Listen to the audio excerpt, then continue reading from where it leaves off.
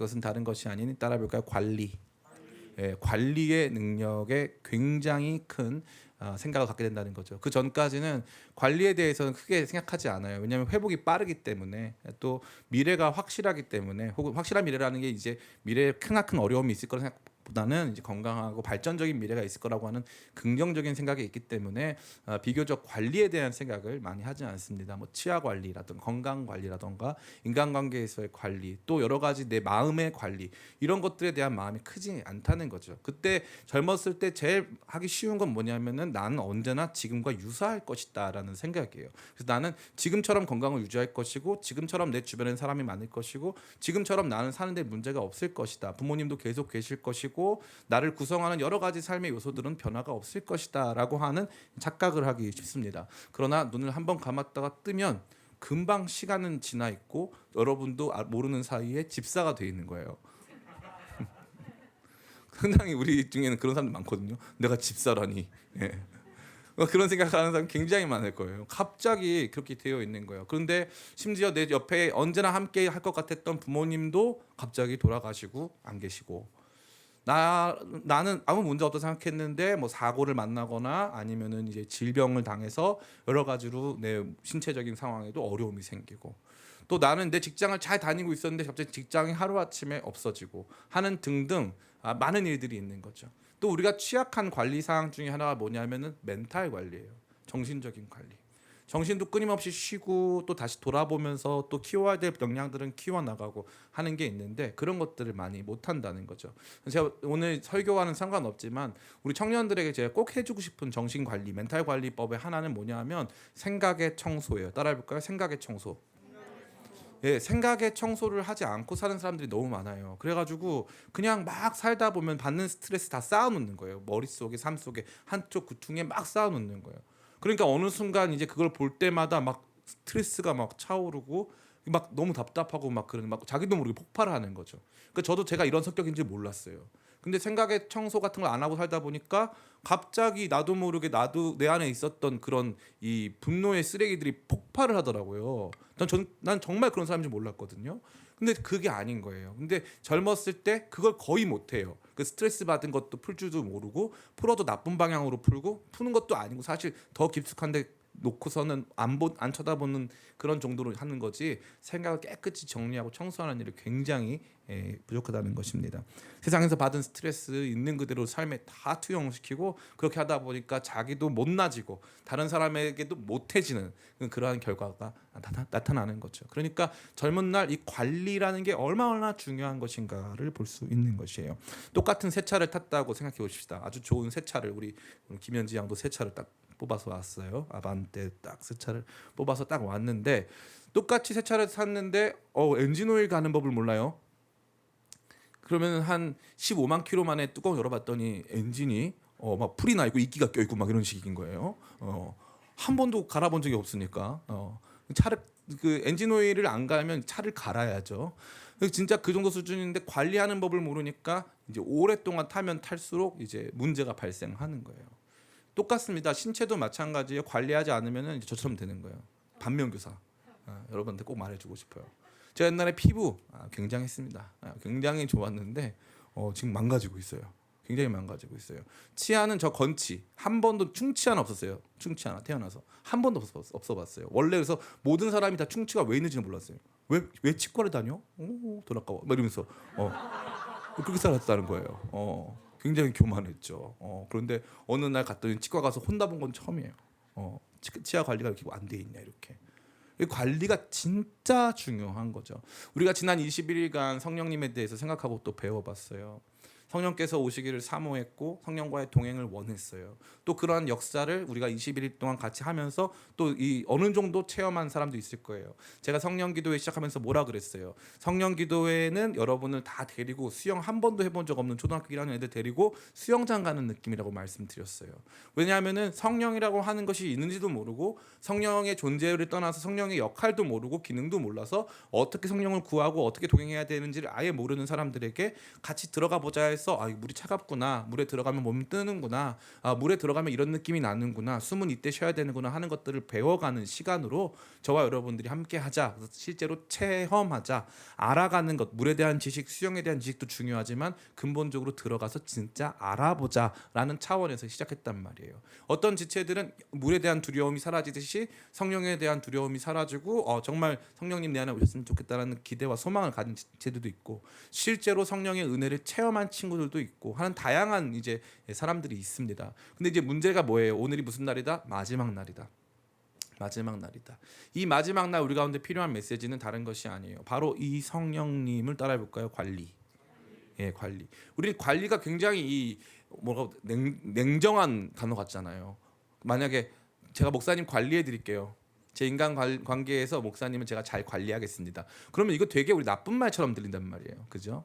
근데 그렇게 하지 않고 이 관계를 소중히 여길게요라고 말하면 되게 좋은 말 같아요. 이 관계를 소중히 여길게요. 근데 그 관계를 소중히 여긴다는 게 관리하는 거예요. 관리. 집에 화초가 있는데 날마다 화초를 바라보고 화초에 피어 있는 이파리들을 정리해주고 문제가 발생하지 않도록 주사를 놔주고 이렇게 계속 물도 주고 하는 그 일을 관리하는 거잖아요. 그게 관리라고 하는 냉정해 보이는 이름은 붙어 있지만 실제적으로 하는 일은 뭐예요? 실제적으로 그 화초에 대해서 좋은 관계를 가지고 지속적으로 관계를 유지하려고 노력하는 것이라는 거죠. 저는 여러분들이 거기에 눈을 떴으면 좋겠어요. 성령께서는요, 우리가 관리해드려야 되고 우리가 우리 안에서 그분과 좋은 관계 맺음이 이어질 수 있도록 끊임없이 수고하고 노력하고 애써야 하는 분이라는 것이죠. 오늘 이 말씀을 통해서 성령 기도회의 대단원의 막을 내리고 싶어요. 저는 여러분들이 다시 한번 깨어나서 우리 안에 계신 성령님, 우리 가운데 찾아오시는 성령님, 은혜 주시는 성령님, 하나님 사랑 부어주시는 이 성령님과 동행할 때 우리가 어떠한 모습으로 그분 앞에 나아가고 그분과 관계 맺음 속에 살아야 하는가를 생각해보는 시간 되기를 간절히 원합니다. 괜찮으시다면 이 뒤에 그 스위치 중에 환풍기 스위치를 좀 꺼주시고 여기 히터를 다 꺼주셔도 좋을 것 같아요. 예, 오늘 우리가 생각해보기 원하는 바로 이 성령님과의 거룩한 교제와 동행에서의 관리, 다시 말해 그분과의 관계 맺음에 대해서 생각해보는 가운데 첫 번째는 무엇이냐 하면은 성령님은 따라해볼까요? 인격이시다. 예, 성령님은 인격이시다라는 거예요. 우리 안에 찾아와서 생명의 역사 주시고 함께 하시는 그분은 인격이시다. 인격이라는 것은 뭐냐면은 나갔다라고 보시면 돼요. 나갔다. 누가 여러분에게 욕하면 좋아요? 아니면 싫어요? 예, 싫죠. 누가 나 무시하면 좋아요? 싫어요? 싫죠. 성령님도 그러한 인격을 가지고 계신 분이라고 성경은 말해주고 있어요. 어떻게 알 수 있습니까? 여기 보니까 야고보서 말씀이 있어요. 야고보서 4장 5절 말씀이 있는데 같이 한번 화면이 준비되어 있나요? 야고보서 4장 5절 말씀. 우리 한번 찾아봤으면 좋겠습니다. 야고보서 4장 5절 말씀 중요한 말씀이에요. 같이 읽겠습니다. 야고보서 4장 5절 말씀 시작. 너희는 하나님이 우리 속에 거하게 하신 성령이 시기하기까지 사모한다 하신 말씀을 헛된 줄로 생각하느냐. 아멘. 성령이 뭐 한다고요? 성령이 질투한다고 말씀하세요. 성령님께서 마치 사람처럼 어떠한 이 대상에 대해서, 그 우리라고 치면 나에 대해서 질투하시는 거예요. 너 왜 그렇게 그런 일을 좋아해? 내가 여기 있는데 하시면서 성령께서 질투하시듯 나에 대한 마음을 가지고 계시다. 또 오늘 이 말씀, 오늘 본문 말씀 4장 30절에 하나님의 성령을 근심하게 하지 말라. 근데 사실 원문을 보면은 하나님의 성령을 슬프게 하지 말라라고 되어 있어요.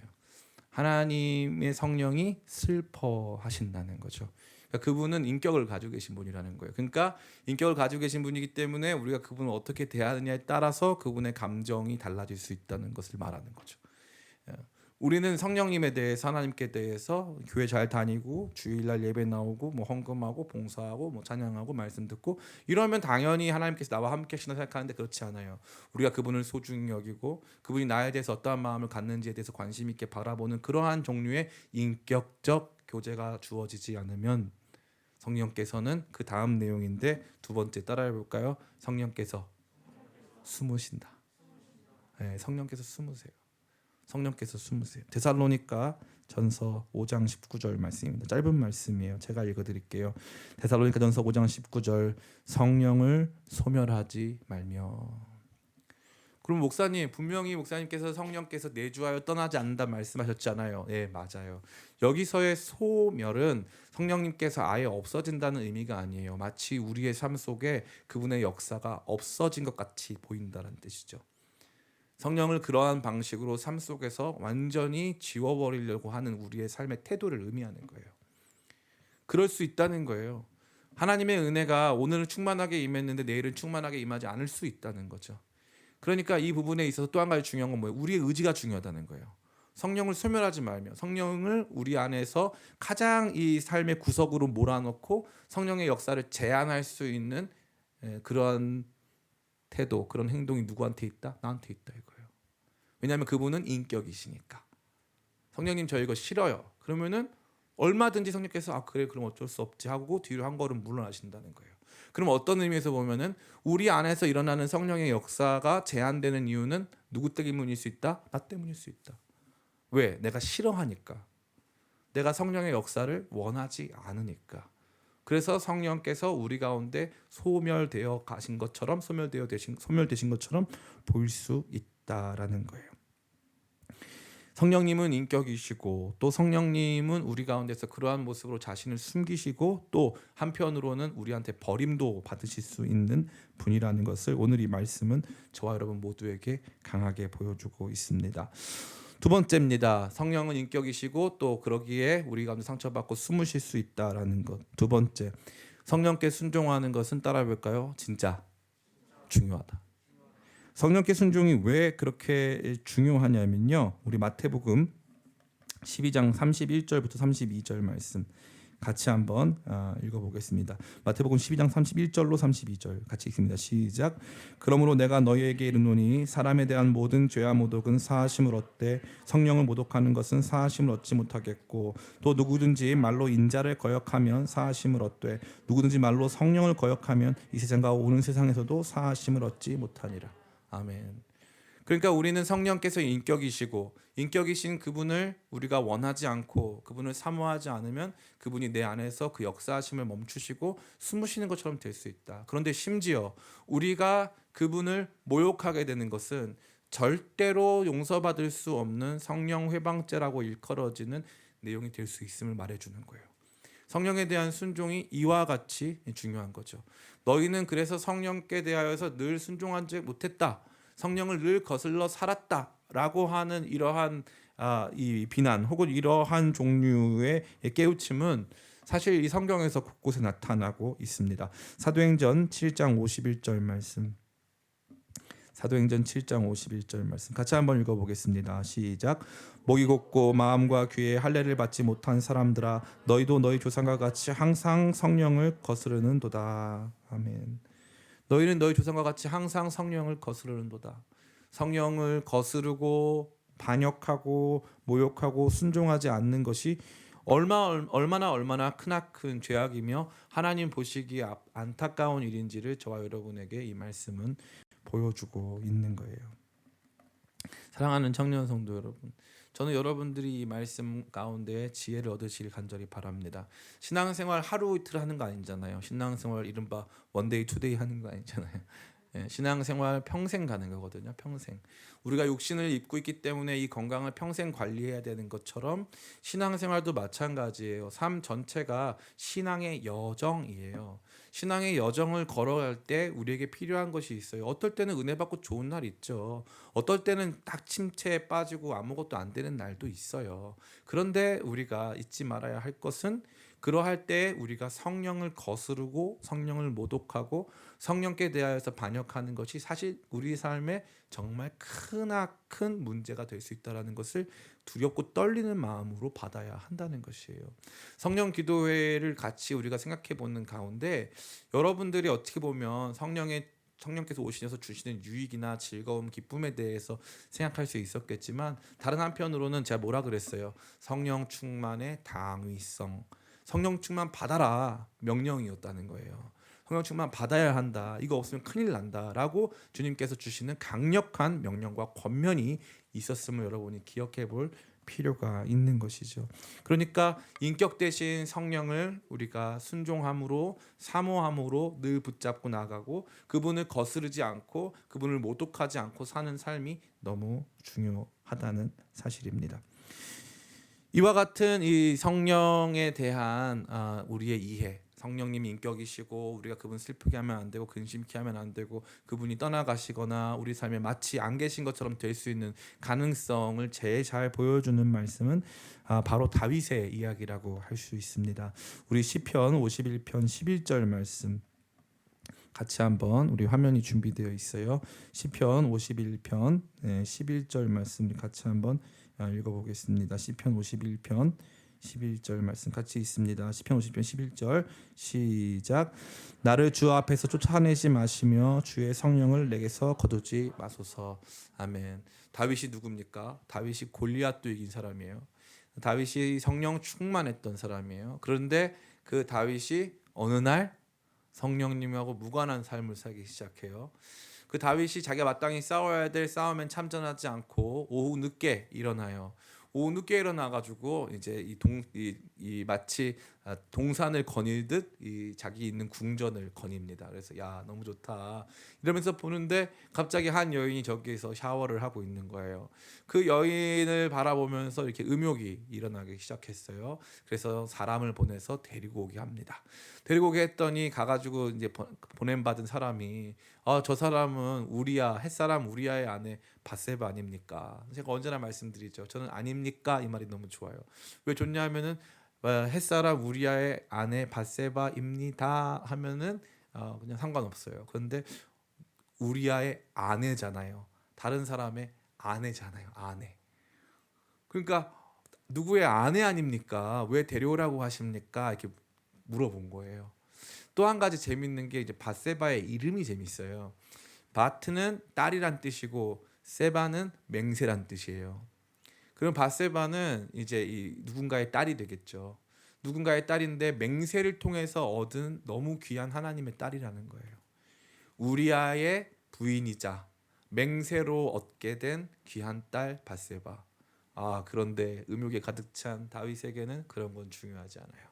데리고 와가지고 그의 부정함을 정케한 후라고 돼 있는데 그게 이제 그 밧세바가 그 기간이 월경 기간이었음을 의미하는 거예요. 월경 기간에는 율법적으로 성관계를 맺을 수가 없어요.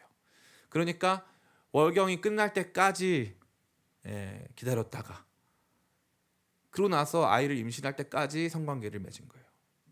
누가? 다윗이. 어떤 사람인데요? 믿음으로 골리앗 이겼는데. 그렇게 되는 거예요. 그게 사람이에요. 신기하죠. 근데 더 충격적인 것은 그 후의 일이에요. 밧세바가 임신을 했네. 전장에 나가 있는 우리아를 불러드립니다. 야, 쟤 술 먹여. 술 먹여가지고 진탕 취하게 한 다음에 야 집으로 보내. 그래가지고 아내를 만나게 해. 전쟁 중에서 이렇게 욕구가 절제되었던 상황에서 술 진탕 먹여가지고 집으로 보냈단 말이에요. 그러면은 자연스럽게 이 아이가 누구 아이인지 모르게 되겠지. 그런데 햇사람 우리야 너무 충직한 사람이에요. 술 마시고 궁정 앞에서 노숙을 해요. 집에 안 들어가요. 그래서 너 왜 안 들어가냐고 물어봤더니 지금 여호와의 언약궤가 나가서 전쟁 중인데 그리고 우리 수많은 우리 전우들이 저기서 목숨을 걸고 싸우고 있는데 제가 어떻게 갈 수 있습니까? 누구 들으라고 하는 얘기예요? 다윗 들으라고 하는 얘기예요. 다윗은 잠자고 다윗은 거기에서 완전히 진탕 살았거든요. 사람들은 죽어나가는데 자기 욕망 취하고 살았거든요. 다윗 들으라고 하는 얘기예요. 그런 말이 들려오는데 회개해요 안 해요? 안 해요. 회개 안 해요. 신기하게 회개 안 해요. 회개 안 하고 어떻게 하냐면 야, 쟤 우리야 죽여 해가지고 편지를 우리야 손에 주고 요압한테 가가지고 편지 주라 그래요. 진짜 나쁜 사람이죠. 그 편지에 뭐라고 써 있어요? 지금 너한테 편지 준 우리아를 최전방으로 보내가지고 같이 싸우다가 너는 도망쳐서 다른 사람들의 손에 의해서 죽게 해라. 내 손에는 피 안 묻히겠지만 우리아는 반드시 죽여야 된다. 그리고 나서 요압이 패전을 해요. 전령을 보냅니다. 왕이시여 우리가 암몬 성벽에서 지금 고전을 면치 못하고 있습니다. 그랬더니 왜 니네 전쟁을 그렇게 못했냐 막 하니까 거기다 뭐라고 썼냐 하면은 햇사람 우리아도 죽었습니다 라고 썼더니 다윗이 분노를 멈추고 아 원래 전쟁은 다 이 사람도 죽고 저 사람도 죽고 하는 거야. 이길 때도 있으면 질 때도 있는 거야. 이렇게 됐어요. 이게 누구라고요? 믿음으로 골리앗 죽인 성령 충만한 다윗이 이렇게 한다고요. 믿어지세요? 원래 다 이렇게 되는 거예요. 신기하죠? 이게 여러분이 걸어갈 길이에요. 제가 누누이 말씀드립니다. 여러분 여기에 있는 사람들 중에 30살, 40살, 50살 되면 교회 떠나 있을 사람 상당히 많아요. 상당히 많습니다. 우리가 믿음을 유지하고 믿음 생활 안에서 우리를 붙잡아주는 교회 공동체가 얼마나 소중한 것인지 몰라요. 다윗은 그 공동체 밖에 공동체의 전투와 상관없는 곳에서 혼자 있었어요. 그랬더니 성령님 다 없어지고 그랬더니 자기 욕망에 도취돼서 살아가는데 심지어 타인에게 크나큰 해를 끼치며 사는 존재가 되고 있다는 거죠. 하나님께서 그것을 굉장히 나쁜 일로 보시고 선지자를 보내십니다. 나단 선지자가 와서 다윗에게 얘기해줘요. 왕이시여 들어보십시오. 한 사람이 있는데 작은 양이 너무 예쁘고 귀여워가지고 그 양을 자기 딸처럼 여기고 집에서 잘 살았어요. 그런데 어느 그 마을에 부자가 있는데 그 부자가 오더니 그 딸처럼 키운 작은 어린 암양을 가져가서 손님 대접을 해버린 거예요. 죽여서 손님한테 먹여버린 거예요. 그 양은 이 사람에게는 딸처럼 너무 소중했는데 부자가 와가지고 그 양 가져가가지고 손님 대접했대요. 그러니까 다윗이 뭐라고 하냐면 저는 죽을 자라라고 말했어요. 다윗이 왜냐하면 목동 출신이거든요. 양을 엄청 사랑해요. 양에 대해서 잘 알아요. 그 감정이 너무 진한 사람이에요. 그런데 나단이 뭐라고 합니까? 그게 바로 당신입니다 라고 말을 해요. 그게 바로 당신입니다. 그때 다윗이 어마어마하게 충격을 받아요. 가만히 생각해 보니까 내가 바로 그 행동을 한 거예요. 햇사람 우리아에게는 아내가 밧세바밖에 없어요. 다윗은 아내가 몇 명이에요? 학자마다 기록이 다를 정도로 많아요. 그렇게 아내가 많아요. 그리고 다른 사람 부인들도 많이 취했어요. 기가 막힌 사람이죠. 근데 그런 다윗이 남들 다 전쟁 나가 있는데 아내 하나만 보고 살아가는 햇사람 우리아.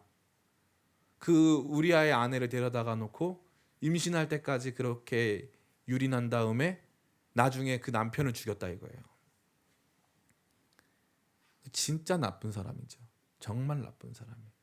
근데 하나님께서 선지자를 통해서 그에게 그의 죄가 어떠한 것인지를 보게 하셨을 때 그때 그가 지은 시가 시편 51편이에요. 그러면 시편 51편의 중심부에 놓여 있는 게 뭐냐? 바로 이 말씀이에요. 나를 주 앞에서 쫓아내지 마시며 주의 성령을 내게서 거두지 마소서. 주의 성령을 내게서 거두지 마소서. 다윗은요, 성령이 없을 때 자신의 삶이 얼마나 비참해질 수 있는가를 본 거예요. 자신이 성령이 없으면 얼마나 비참해질 수 있는가. 성령의 역사, 성령과의 교제, 성령의 내주하심이 없을 때 내가 얼마나 나쁜 사람이 될 수 있는가를 보고 너무 놀란 거예요. 이게 마찬가지예요, 여러분. 제가 누누이 말씀드리죠. 빌런, 악당들이 힘이 세면 셀수록 문제가 커져요.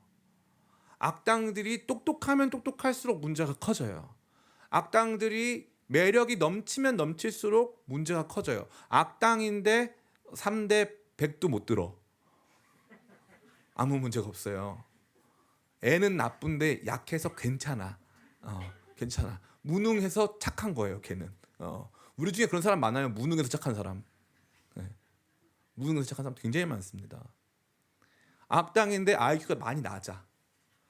그래서 늘 실수해. 최고의 힘을 다해서 했는데 자기 편 죽였어. 이게 과연 악당일까? 네. 거의 이거 엑스맨이잖아요, 그죠? 악당은 자기 편끼리 막 싸우고. 그러면 악당도 아니잖아요, 그죠? 그런데 우리도 마찬가지예요. 성령님이 없는 삶인데 인생이 잘 돼. 성령님이 없는 삶인데 건강해. 제가 작년부 설교 때 맨날 하는 말인데 성령님이 없는데 건강하면 바람피고요. 성령님이 없는데 돈이 많으면 딴짓해요. 성령님이 없는데 너무 지혜로우면 잔머리 굴리고요. 성령님이 안 계신데 사람이 권력이 너무 세면 다른 사람 힘들게 합니다. 법칙이에요, 법칙. 예외는 없어요. 놀랍게도 예외가 없어요. 신기하죠. 그런 상황 속에서의 괴물과도 같은 자기 자신을 발견한 다윗이 뭐라고 기도하냐면은 저와 여러분이 읽은 대로 나를 주 앞에 쫓아내지 마시고 주의 성령을 내게서 거두지 마소서. 그가 경험했던 거는 자기가 주님 앞에 있지 않을 때, 주의 성령이 내 안에 없을 때 내가 얼마나 괴물이 되는 걸 봤기 때문에 제발 주의 성령을 내게 회복시켜 달라고 기도하는 거예요. 제가 여러분 앞에 보이진 않지만 그 뒤에 보면은 이렇게 10절 그 앞에 보면 되어 있어요. 하나님이여 내 속에 정한 마음을 창조하시고 내 안에 정직한 영을 새롭게 하소서. 성령을 내 안에 새롭게 달라고 하는 요청인 것이죠. 그러니까 이와 같이 성령님과의 계속적인 동행을 위해서 그분을 사모하고 추구하는 일이 중요하다는 거예요. 그러면 목사님, 이 다윗은 어떻게 됐나요? 다윗은 이렇게 회개 기도하고 나서 어떻게 된 줄 아세요? 다시 하나님의 은혜 가운데 거하게 됐어요. 놀랍죠? 우리는 이거 잘 몰라요. 이 생각의 청소와 함께 우리가 알아야 되는 굉장히 중요한 게 있는데 따라해 볼까요? 영적 회복 탄력성. 우리가 이걸 모르면 안 돼요. 그러니까 무슨 뜻이냐 하면은 목사님 전 이제 끝난 것 같아요. 제가 옛날에 정말 뜨거웠던 그 마음 다 없어진 것 같아요. 목사님 저는 이제는 그냥 신앙과는 많이 멀어진 것 같아요. 이 생각 우리 많이 할 수 있어요. 진짜로. 그런데 우리가 보는 성경의 이야기 속에서는 놀랍게도 그러한 시간들을 지나 하나님께서 다 끝나버린 것 같은 은혜의 이야기를 다시 회복시키시는 장면을 많이 보게 돼요. 그 중에 대표적인 것이 바로 다윗이에요. 다윗은 이렇게 범죄한 다음에 이제 이 회복이 돼요. 하나님께서 그를 긍휼히 여기사 회복시키세요. 물론 그 뒤에 어마어마한 심판을 많이 경험합니다. 심지어 자기가 사랑하는 압살롬이 자기 다른 아들을 죽여요. 별일을 다 겪는 거죠. 그런데 그럼에도 불구하고 그런 고난의 시간을 흘러가면서 하나님의 은혜를 더 많이 체험하는 사람으로 바뀌게 되는 것입니다. 그러기에 우리는 인격이신 하나님, 인격이신 성령님 뿐만 아니라 우리 안에서 내주하시는데 그분을 거스러서도 안 되고 그분 없이 사는 삶이 너무나도 비참하기 때문에 그분과 함께함이 그토록 중요한, 성령을 거스르는 것은 사함받지 못할 죄와 같다고 말씀하셨기 때문에 그렇게 중요한 성령님과의 교제 속에 우리가 할 수 있는 가장 중요한 한 가지는 뭐냐면 이거예요. 나를 주 앞에서 쫓아내지 마시고 주의 성령을 내게서 거두지 마소서. 이 기도로 나아가는 거예요. 언제요? 우리가 하나님을 떠난 것 같아 보일 때, 내 힘으로는 도저히 주님 앞에 돌아올 수 없을 것 같을 때, 나는 이제 모든 것이 끝나버린 것만 같을 때 우리가 해야 하는 가장 중요한 기도, 우리가 서야 하는 가장 중요한 지점이 바로 성령님 내게서 떠나지 마시고 나를 주님 앞에서 멀리하지 말아 주세요. 성령님 내 안에 찾아와 주세요 하는 그분을 향한 거룩한 순종과 사모함을 회복해야 되는 거예요. 순종과 사모함을 가져야 되는 거예요. 목사님 그럼 뭐 달라집니까? 네, 달라져요. 거기서부터가 시작이에요. 거기서부터가. 제가 정말 많은 간증으로 여러분과 나눌 수 있지만 그 모든 간증 다 필요 없어요. 딱 이거 하나만 알면 돼요. 주님, 나를 주님으로부터 멀리 내쫓지 마시고 주의 성령을 거두지 말아 주세요. 성령님 나와 함께 동행해 주세요. 성령님을 늘 의식하면서 살아가는 거 너무너무 중요해요. 그래서 제가 이번에 했던 이 시리즈를 가지고 책을 낸다면 굿모닝 성령님이라고 말하고 싶다는 이유가 그거예요. 아침마다 잘 때나 깰 때 성령님 오늘도 제 안에 계시죠? 제가 믿습니다. 저 인도해 주세요. 주의 뜻 따라 살 수 있도록 감동 주세요. 새로운 생명의 역사로 하나님 사랑 부어 주세요 하면서 성령님과의 교제함, 성령님과 함께함을 저와 여러분이 회복해야 하는 것입니다. 전 여러분들이 그러한 아주 단순하지만 가장 중요한 이 진리를 붙잡고 일어서게 되기를 간절히 바라요.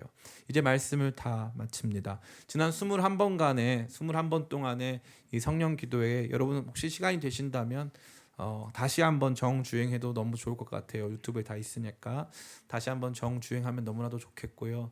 그 과정에서 여러분들이, 저는 진짜 기독교 신앙의 맛을 보게 될 줄 믿어요. 교회는 10년, 20년 동안 다녔는데 기독교 신앙의 맛도 못 본다. 그거 왜 그러냐면은 좋은 목사님을 못 만나서도 아니고 좋은 교회를 못 만나서도 아니에요. 사실은 성령 충만을 경험해 보지 못해서 그래요. 성령 충만을 경험해 보면은 그 다음부터 교회나 목사님보다 성령님이 훨씬 중요하고 성경 말씀이 훨씬 중요해요. 그리고 내가 기도하는 개인적인 기도 시간이 훨씬 중요한 것을 발견하는 거예요. 그때부터가 시작이에요. 그때부터가 회복이에요. 그리고 나서 성령께서는요, 여러분에게 간혹 은혜를 주실 거예요. 은혜를 주실 거예요. 은혜를 주실 때 그때 기억해야 될 말씀이 바로 이거예요. 뭐라고요? 관리. 은혜 주실 때 관리해라. 사울과 다윗이 있는데 우리 생각에는 다윗만 성령 충만 받은 것 같죠? 아니에요. 사울도 성령 충만을 2번이나 받아요. 2번이나. 그것도 심지어 다윗을 죽이러 가는 길에 하나님께서 못 죽이게 하도록 2번이나 성령 충만을 사울에게 주신단 말이에요. 근데 놀라운 건 뭔지 알아요? 사울은 그 뒤에 삶이 없어요. 은혜를 받았는데 성령 충만해가지고 막 예언도 했는데 그 뒤에 일상에서 주님을 붙잡는 시간이 없는 거예요. 사울은 이러한 시가 없어요. 주님, 저를 불쌍히 여기서 떠나지 말아주세요. 내가 성령님 사모합니다. 이런 고백이 없어요. 은혜를 받았는데, 은혜 주신다니까요. 제가 뭐라 했어요? 은혜는 번개탄. 그죠? 성령님은 뭐예요? 연탄. 요 비유 잘 모르면 부잣집 딸? 어쨌건 연탄 모름?